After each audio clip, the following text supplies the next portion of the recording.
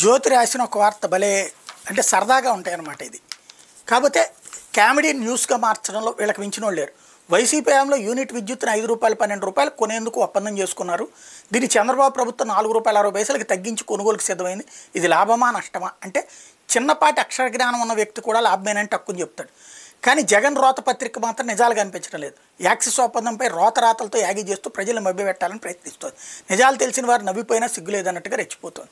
బాగుంది, చాలా మంచి డైలాగ్. ఇంతకీ ₹2.49 కరెంట్ వస్తుండగా ₹4.60 కొనడం ఏది నిజమా అబద్ధమా?